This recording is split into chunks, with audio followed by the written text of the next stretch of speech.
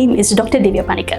Welcome to part 3 of leveraging artificial intelligence for better wound outcome. In the last video, I shared how powerful artificial intelligence can be in enabling good wound assessments.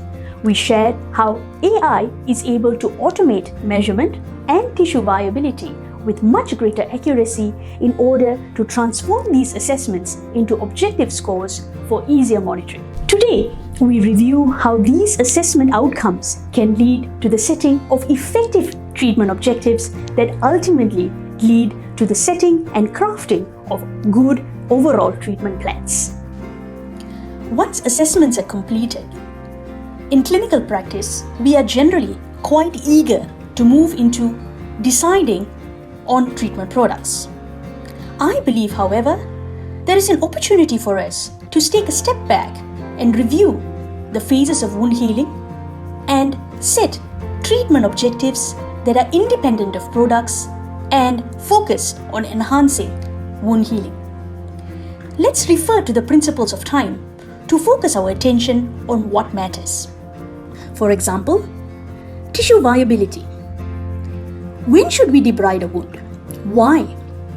Will starting a new injury in the wound result in better granulation? What sort of debridement method is right? How do we promote epithelialization?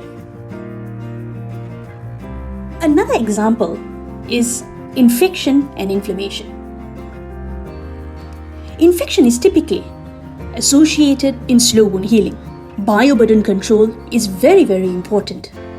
This means reducing bacteria cultivation and contamination. We want to create an environment that reduces these risks. Always look beyond the obvious.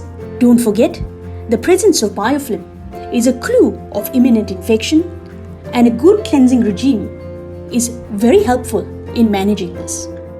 Matrix metalloproteinases, MMPs, are a group of enzymes that feature in chronic wounds.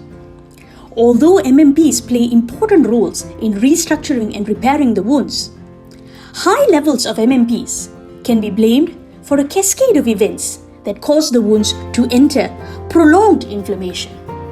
This ultimately retards wound healing. Therefore, we want to control and balance the MMP activity. There are several methods to achieve this, including debridement and targeted protease modulating dressing products. With these examples, also think how this helps you set treatment objectives on moisture management and age of wound. You can see how good assessments help us to define good treatment objectives. Depending on the skill set and familiarity of each clinician, this may not always be easy if the process is completely manual. Artificial intelligence algorithms can help automate matching of objectives based on the assessment outcomes. This is a very powerful tool to augment clinical training as well as a first line of treatment planning. These treatment objectives can guide clinicians to dovetail to the right types of wound products that match their main and primary objective. Artificial intelligence can also help with shortlisting the commonly used products targeted for the appropriate treatment objectives.